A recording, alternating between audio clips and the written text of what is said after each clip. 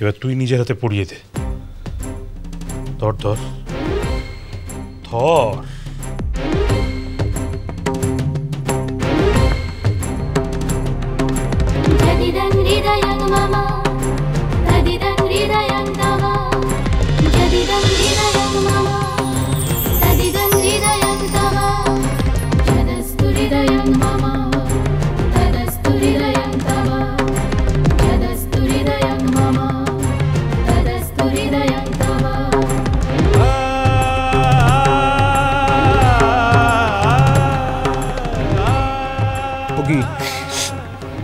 আরে বাবা, শুধু কাঁদলেই হবে?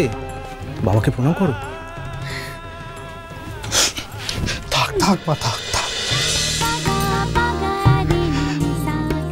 আমি তোকে আশীর্বাদ করছি মা, তুই খুব সুখী হবি, খুব সুখী হবি। আমি ঈশ্বরের কাছে প্রার্থনা করি এইভাবে সমস্ত বাধা বিঘ্ন পেরিয়ে তোরা সারা জীবন যেন দুজনকে এইভাবে ভালোবেসে থাকতে পারিস। ভালো হবে, খুব ভালো হবে। এই দেখো, আমি দেখি ফ্রিজে মিষ্টি টিষ্টি আছে কিনা। আমার বৌমা প্রথমবার আমাকে প্রণাম করলো, একটু মিষ্টি মুখ না করলে চলে? হ্যাঁ,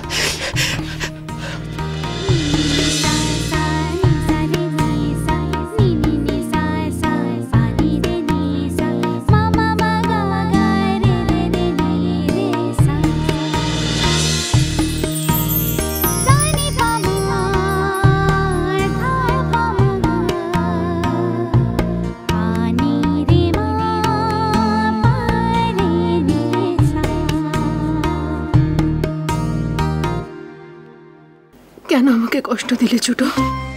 স্বামীকে নাম ধরে রাখতে আছে। কেন তুমি আমাকে এত কষ্ট দিলে? তা না হলে আমি কি করে বুঝতাম বলো তো যে তুমি কতখানি খাঁটি সোনা। সোনাকে না পোড়ালে তা কি বোঝা যায়? তাই তো তোমাকে কষ্টের আগুনে পুড়িয়ে আমি পরখ করে নিলাম মিমি।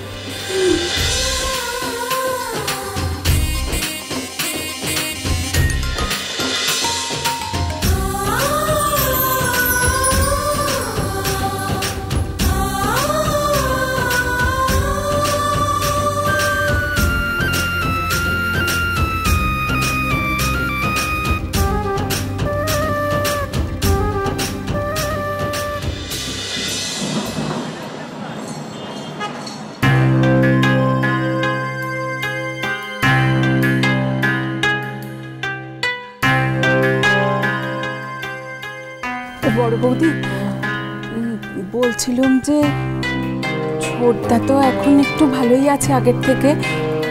আমি কাল বিকেলে একটু ফাংশন দেখতে যাব।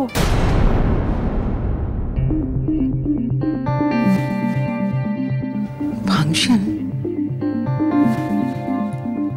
কোথায় আবার ফাংশন দেখতে যাবে? তুমি পারো বটে কৃষ্ণা। আচ্ছা, আমিও তুই একই বাড়িতে আছি, কই আমি কিছু জানি না তো। আহা, তোমার সময় কোথায়? তুমি তো সারাদিন ছুটে বেড়াচ্ছ। যতক্ষণ বাড়িতে থাকো ততক্ষণ ছোটদার সেবা যত্ন করো, আর যখন বাইরে বেরো তখন নাকে মুখে দুটো গুজে কোনো রকমে। আসলে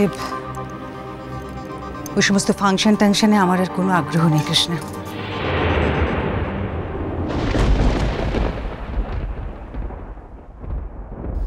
কেন?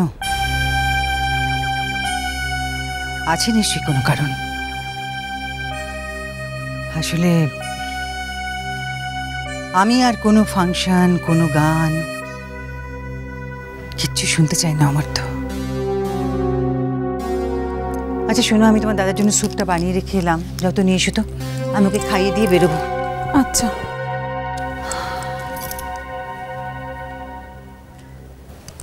আমার তো কেমন লাগছে এখন তোমার?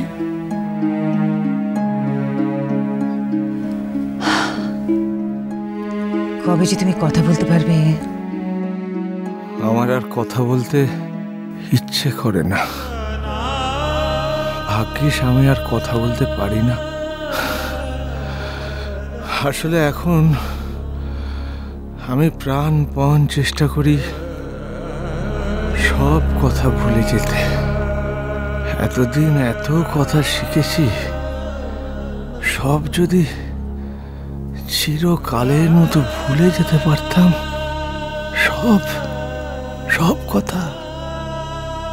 আমি আর কথা বলতে চাই না নন্দিনী। ভয় পেও না অমর্ত্য, তোমাকে যে আমি কি অবস্থা থেকে বাঁচিয়ে তুলেছি সে আমিই জানি। জানো, আমার একটাই লড়াই ছিল, আমার জীবন পণ করে হলেও আমি তোমায় বাঁচিয়ে তুলব। আমি পেরেছি অমর্ত্য। আমি জানি তোমার পা অসাড় হয়ে গেছে, তুমি ভালো করে হাঁটতে পারো না, আমি জানি। কিন্তু তুমি দেখো, এই অসুবিধাটুকু তুমি ধীরে ধীরে কাটিয়ে উঠবে। খুব তাড়াতাড়ি তুমি কথাও বলতে পারবে। তখন তোমাকে বলার জন্য আমার এত বছর ধরে যত কথা জমা ছিল আমি বলবো। আর আমাকে বলার তোমার যত কথা জমা আছে তুমি বলবে অমর্ত্য। মিছিমিছি এতগুলো বছর আমরা কিরকম নষ্ট করলাম বলো।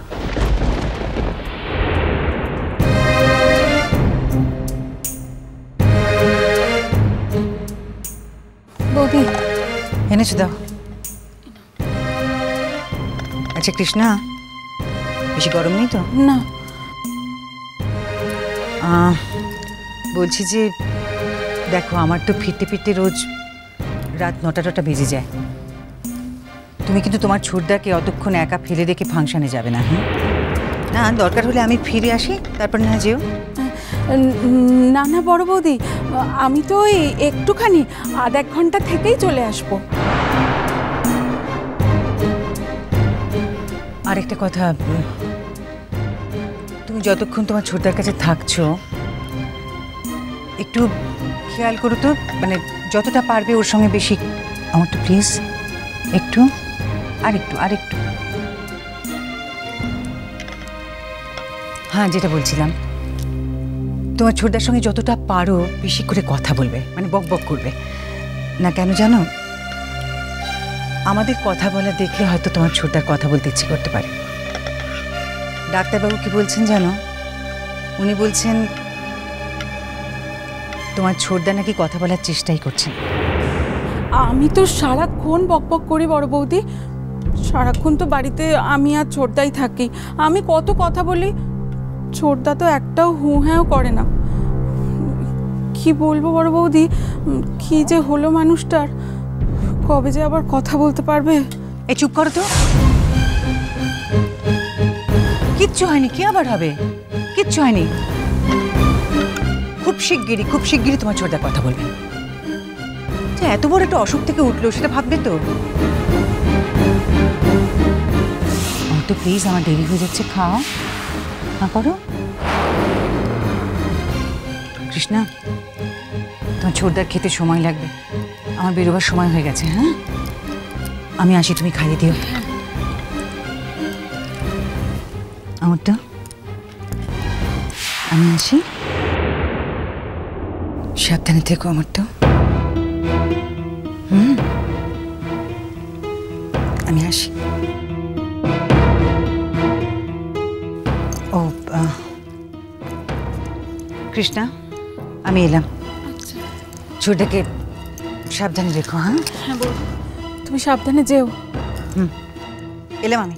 হ্যাঁ।